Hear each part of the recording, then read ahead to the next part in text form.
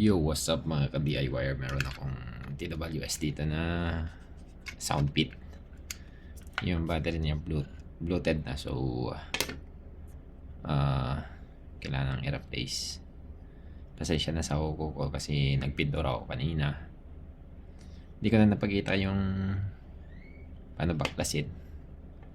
Kasi kinuha ko yung model number para maka-order ako sa Shopee, so dumating na.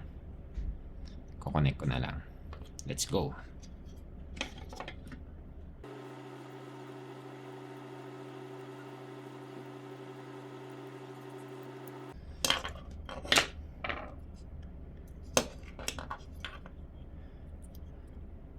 Bloated, so this one.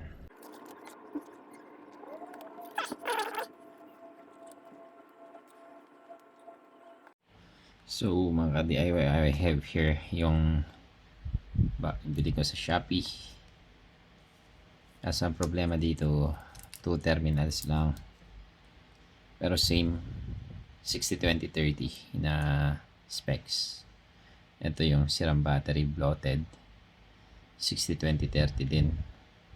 Ang problema lang, magkaiba ng BMS, 2 terminals to, itong original 3 terminals. So lilipat natin tong BMS neto papunta dito sa kabila para yung BMS din gagamitin natin.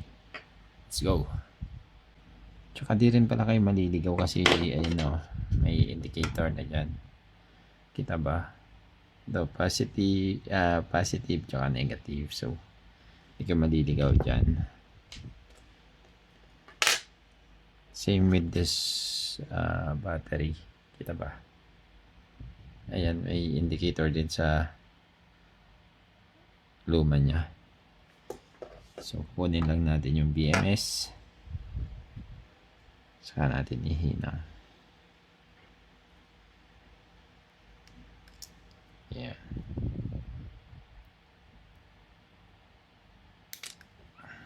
Okay.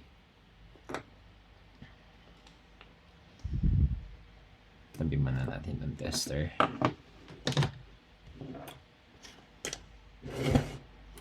So natin yan.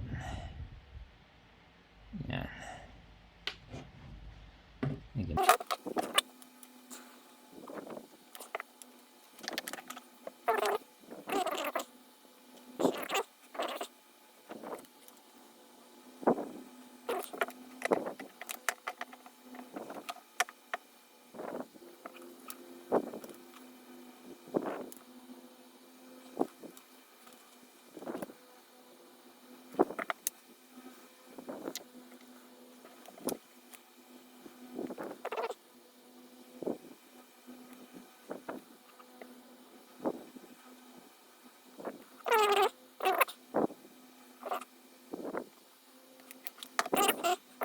Test natin yung output.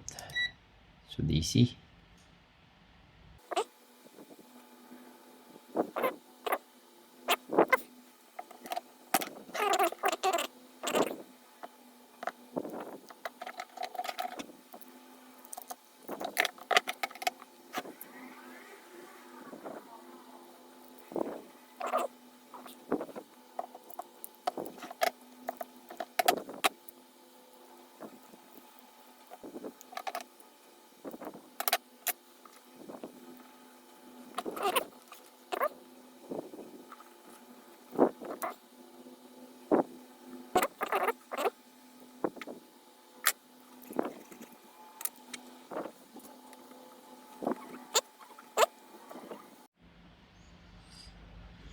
So yun na, nahinang na natin.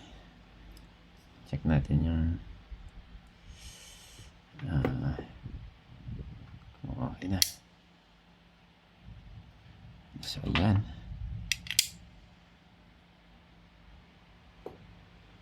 Charging na. Green, red, kita ba?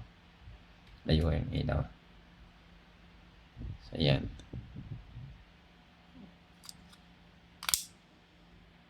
Charging, red, tas green. Success.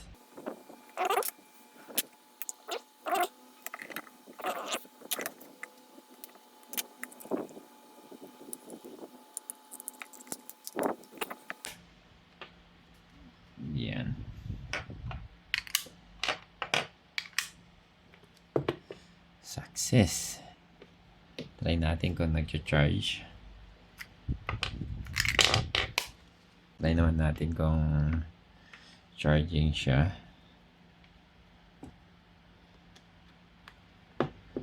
So, ayan. Red light. Hindi ko alam kung makita. Ayun natin yung ilaw. Red light. So, pag pinunod mo. Ayos. Red light.